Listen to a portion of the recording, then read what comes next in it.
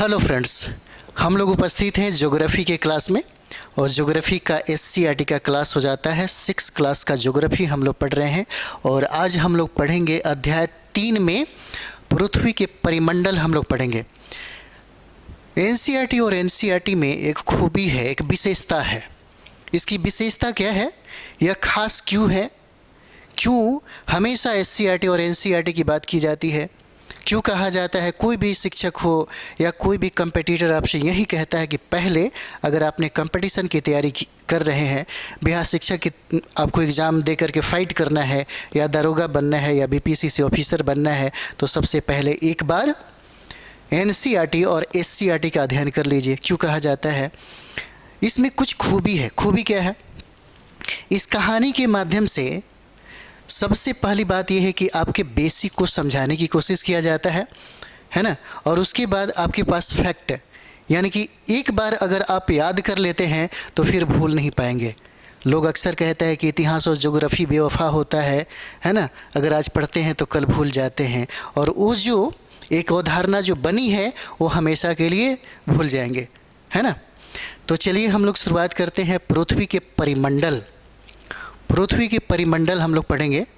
और यहाँ पर देखिए कहता है, अध्यापिका ने कक्षा में बच्चों से बात करते हुए पूछा, क्या आप यह बता सकते हैं कि हम जिस ग्रह पर निवास करते हैं वह क्या कहलाता है। तो चंदन ने बताया, जिस ग्रह पर हम निवास करते हैं उसका नाम क्या है, पृथ्वी है। अभी हम लोग परिमंडल पढ़ रहे हैं, है ना। तो आपको ये बात पता होगा, चलिए इस पे समझाने में, है ना। यहाँ पर पृथ्वी पर प्रमुखतः 4 परिमंडल की चर्चा किया गया है। प्रमुखतः 4 परिमंडल, है ना, 4 परिमंडल है, जिसमें पहला हम लोग को पढ़ना है स्थल मंडल, जिसमें हम लोग पहला स्थल मंडल पढ़ेंगे। उसके बाद जो दूसरा स्थान है, यानी कि 4 प्रमुख परिमंडल की जो चर्चा है, जिसमें स्थल मंडल हो जाएगा। और स्थल मंडल के बाद दूसरा जो है वह जल मंडल हो जाता है। और जल मंडल के बाद जो तीसरा स्थान है वह वायुमंडल का है, वायुमंडल का। और उसके बाद हम लोग चौथा जो मंडल पढ़ेंगे उसका नाम है जीव मंडल, जीव मंडल हो जाएगा, है ना, जीव मंडल हो जाता है। इन 4 परिमंडलों के बारे में अलग अलग करके अच्छे तरीके से समझाने की कोशिश की गई है। तो हम लोग इस तरह, क्योंकि यहाँ से प्रश्न जो है हमेशा पूछा जाता है आपके बीपीएससी के एग्ज़ाम में। और बीपीएससी के एग्ज़ाम में ही नहीं बल्कि जितने भी कंपटीशन है उसमें हमेशा परिमंडल से प्रश्न रहा ही रहा है। तो चलिए बढ़ते हैं आगे, है ना। और यहाँ पर कहता है, तो चंदन ने क्या जवाब दिया, चंदन ने जवाब दिया कि हम जिस स्थान पर रहते हैं उसका नाम क्या है, पृथ्वी है। अब यहाँ पर देखिए, अध्यापिका ने कहा, अब तक के अध्ययन के आधार पर यह पता चलता है कि हमारी पृथ्वी ही एकमात्र ऐसा ज्ञात ग्रह है जिस पर जीवन पाया जाता है। ऐसा क्यों। प्रश्न, छोटे बच्चों में अगर प्रश्न पूछने की, है ना, जिज्ञासा अगर पैदा हो गया तो समझिए कि टैलेंट उसी समय से आना शुरू हो जाता है। रेणु ने बताया कि क्योंकि पृथ्वी ही ऐसा ग्रह है जहां जीवन के लिए अनुकूल परिस्थितियां एवं आवश्यक गैस, जल और भोजन उपलब्ध है। अध्यापिका ने कहा कि भोजन और पानी के बगैर हम कुछ समय तक जीवित रह सकते हैं, लेकिन हवा के बिना तो हम कुछ पल भी जीवित नहीं रह सकते।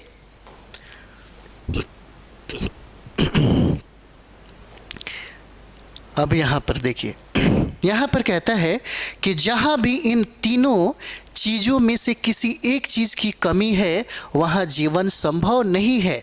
चंद्रमा और अन्य ग्रहों पर हवा और पानी नहीं है, इसलिए वहाँ जीवन नहीं है।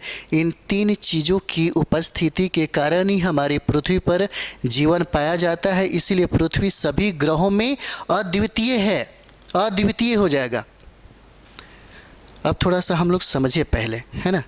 यहाँ पे एक मैप दिया होगा, चलिए यहाँ पर यहाँ जो भी आप देख रहे हैं, है ना, यहाँ जो भी नीला जो दिख रहा है आपको, ये सारा जो पार्ट दिख रहा है, इस तरह से इस आकार का जो ये भी दिख रहा है, ये सब महासागर है, ये सब महासागर है। और जितने भी एशिया, यूरोप, अफ्रीका सब हम लोग देख रहे हैं, ये क्या हो जाता है, यही है हमारा स्थल। तो सबसे पहले अगर हम लोग स्थल मंडल की अगर बात करेंगे, है ना, अगर स्थल मंडल की हम लोग बात कर लें, स्थल मंडल की अगर हम लोग बात करें यहाँ पर, है ना, तो इस पृथ्वी जो बना है वह ठोस भागों से ही बना है।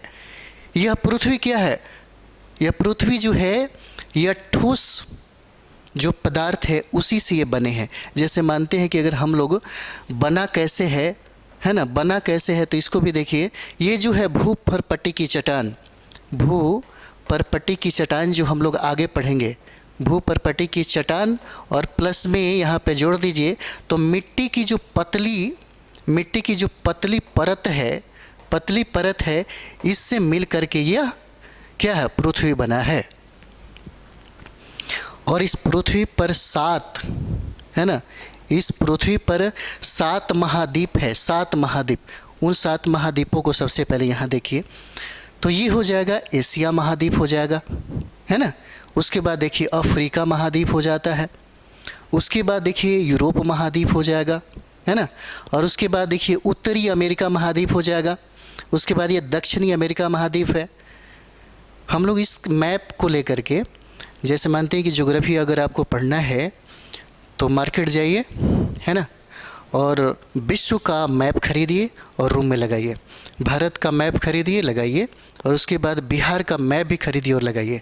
फिर आपका ज्योग्राफी जो है, ज्योग्राफी स्ट्रांग हो जाएगा, अच्छा हो जाएगा, है ना। और मैप लीजिएगा पॉलिटिकल और फिजिकल दोनों। अगर आप साथ में चाहते हैं एटलस रखने के लिए तो और ज़्यादा बेनिफिट होगा, और भी ज़्यादा ज्योग्राफी में जितने भी कंटेंट वगैरह हैं, यानी कि ज्योग्राफी अगर देखा जाए तो मैप और एटलस से ही पढ़ा जा सकता है। ज्योग्राफी एक साइंस की तरह है ना। ज्योग्राफी क्या है, साइंस की तरह है, सिर्फ समझ के पढ़िए, फिर देखिए कभी भूल नहीं पाएंगे, और जितने भी फैक्ट होगा, जितना भी कॉन्सेप्ट होगा, आपसे बनेगा ही बनेगा। तो यहाँ पर हम लोग देखेंगे 7 महाद्वीप, है ना। पूछा जाता है एशिया महाद्वीप हो गया, यूरोप हो गया, है ना, अफ्रीका हो गया, ठीक, उत्तरी अमेरिका, दक्षिणी अमेरिका, ठीक, ऑस्ट्रेलिया। उसके बाद यहाँ पर देखिए जो नीचे ये जो दिख रहा है आपको अंटार्कटिका, है ना, ये क्या हो जाएगा, अंटार्कटिका। इस तरह से संख्या कितना हो जाएगा, ये संख्या आपको हो जाएगा 7वां, है ना। 1 2 3 4 5 6 और 7 हो गया। महाद्वीप पूछा जाता है इसलिए पहले ध्यान दे दीजिए, है ना। 7 महाद्वीप है, एशिया हो जाएगा, अफ्रीका हो जाएगा, यूरोप हो जाएगा, north America, south America, Australia, और ये अंटार्कटिका हो जाता है, अंटार्कटिका हो जाएगा, है ना। थोड़ा सा और नीचे करिए, समझने में ज़्यादा फायदा होगा। अब यहाँ पर हम लोग देखते हैं, यहाँ पर जो हम लोग स्थल मंडल देख रहे हैं, ये सारा जो पार्ट हम लोग को देख रहा है ना, यह मात्र 29% में ही है, मात्र यह 29% में ही है यहाँ पर। लेकिन जितने भी हम लोग जल देख रहे हैं जो चारों तरफ से घिरा हुआ है, जो चारों तरफ से क्या है, जो चारों तरफ से घिरा हुआ है ना, जो चारों तरफ से घिरा हुआ ये क्या है, ये पूरा पानी ही पानी है, समुंदर है, महासागर है। और ये जो है, जो क्षेत्र में फैला हुआ है, 71% भाग पर यह फैला हुआ है, 71% भाग पर फैला हुआ है। तो यहाँ पर हो जाएगा स्थल मंडल, है ना। और यहाँ पर देखेंगे तो जल मंडल में आप देखिएगा, ये आपका हो जाता है उत्तरी अटलांटिक महासागर, मतलब अटलांटिक महासागर है। और आकार के बारे में अक्सर पूछा जाता है, तो देखिए यह एस आकार का हो जाएगा, बहुत बार प्रश्न भी पूछा गया है। यह हम लोग अगर जल मंडल में पढ़ेंगे, है ना, तो ये क्या हो जाएगा, एस आकार का हो जाता है। ये हो गया अटलांटिक महासागर, सबसे बड़ा महासागर प्रशांत महासागर हो जाएगा यहाँ पर। उसके बाद आप देख रहे हैं यहाँ पर हिंद महासागर हो जाएगा, है ना, क्या हो जाएगा, हिंद महासागर यहाँ पर हो जाता है। यहाँ पर हिंद महासागर हो जाएगा, है ना। उसके बाद यहाँ पर देखिए आर्कटिक महासागर भी है, यहाँ पर आर्कटिक महासागर भी है। इतने महासागर, इसको हम लोगों को पढ़ना है ना। अब चलिए थोड़ा सा यहाँ से स्टार्ट करें। चलिए यहाँ पर कहता है कि एक बार चंदन, विकास, ललन, रेणु, अशोक अपनी अध्यापिका के साथ नाव में बैठकर गंगा नदी की सैर के लिए निकले और उसमें उन्होंने कुछ जीव देखा। बताओ इनमें से उन्होंने गंगा नदी में क्या देखा होगा? मछली, घोड़ा, घड़ियाल, सांप, बकरी, चील, कबूतर, सौंस, केकड़ा। यहाँ पे देखिए रेणु ने कहा मुझे एक पौधा दिखाई दे रहा है। विकास ने पूछा पानी में पौधा कैसे नजर आएगा? तो अध्यापिका ने बताया कुछ पौधे पानी में भी होते हैं जिन्हें जलीय पौधे कहते हैं। हमारे जो खाद्य स्रोत जो हैं अधिकतर जल से ही उत्पन्न होते हैं। जलीय चीज़ों पे हमारा जो ज़िंदगी है बहुत ज़्यादा टिका हुआ है। यहाँ से खाने पीने की चीज़ें और यहाँ तक कहें तो ऑक्सीजन की जो सबसे ज़्यादा भरपूर मात्रा जो हमें प्राप्त होता है वो समुद्र से ही मिलता है ना। और जल में रहने वाले जीवों को क्या कहते हैं? जलचर कहते हैं। जीव को क्या कहते हैं? जलचर कहते हैं। जैसे मछली हो गया, कछुआ हो गया, घोंघा हो गया, है ना, जेली फिश हो गया, मगरमच्छ हो गया, ये सारे चीज़ें। तो ये सारे जो जीव हैं, है ना, इन सारे को क्या बोलते हैं? जलचर बोलते हैं। और यहाँ पे हम लोग अभी देखे हैं कि पृथ्वी पर 4 बड़े महासागर। सबसे बड़ा महासागर प्रशांत महासागर, अटलांटिक महासागर, हिंद महासागर, है ना, और आर्कटिक महासागर। और संसार के मानचित्र में इन महासागरों की स्थिति को भी देखें जो हम अभी दिखा रहे थे आपको। अध्यापिका ने कहा कि हम अभी नदी की सैर कर रहे हैं और बताओ पृथ्वी पर और कौन कौन से जलभाग पाए जाते हैं? मेरे घर के पास एक तालाब है। ललन बोला मैं आहर में नहाता हूँ। अशोक बोलते हैं मेरे मामा सागर किनारे मछली पकड़ते हैं। चन्ने ने कहा कल मैंने अखबारों में समुद्री तूफान के बारे में पढ़ा। अब यहाँ देखिए, यहीं पर कहता है कि बिल्कुल सही, यानी कि तालाब, आहर, झील, सागर, महासागर इत्यादि पृथ्वी पर जल के विभिन्न भाग हैं और सम्मिलित रूप से इन्हें ही हम लोग जलमंडल कहते हैं। अब समझ में आ गया होगा। पूछा जा सकता है कि जलमंडल किसे कहते हैं? तो यहाँ देखिए तालाब, आहर, झील, सागर, महासागर इत्यादि पृथ्वी पर जल के विभिन्न क्या है? पार्ट हैं, भाग हैं, और इन्हीं को सम्मिलित रूप से हम लोग जलमंडल कहते हैं। और ये सभी पृथ्वी के लगभग कितने प्रतिशत?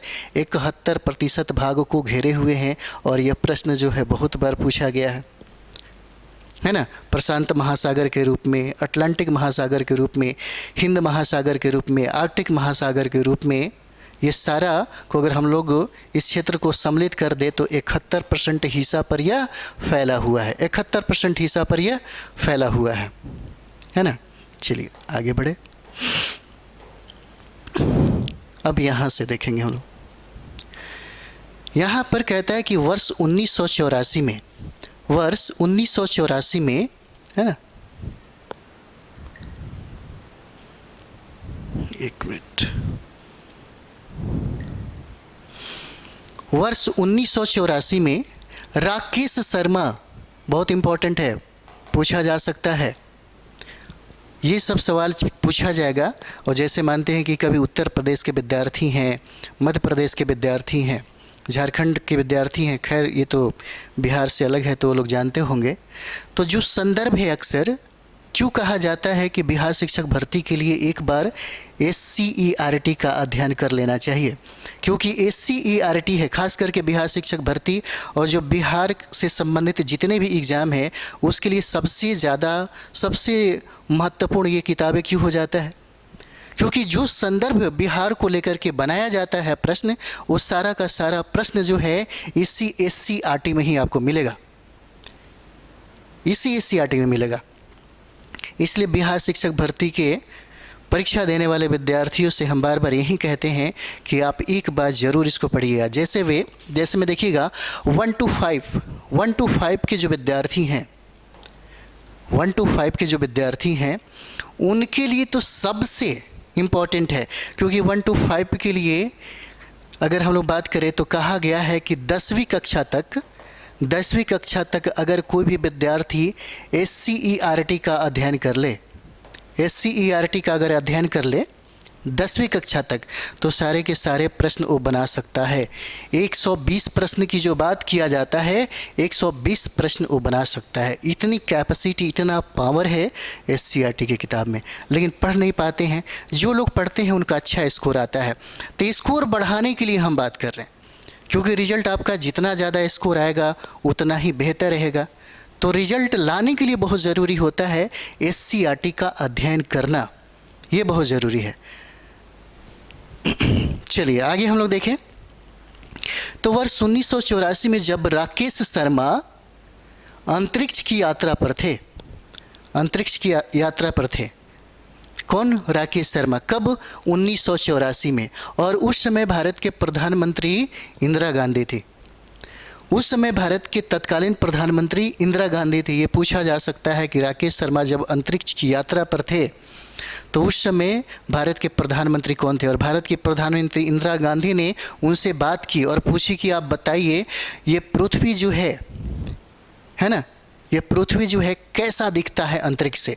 तब उन्होंने जवाब दिया, राकेश शर्मा ने कहा कि नीली दिखाई देता है अंतरिक्ष से दिखाई देने पर, मतलब देखने पर।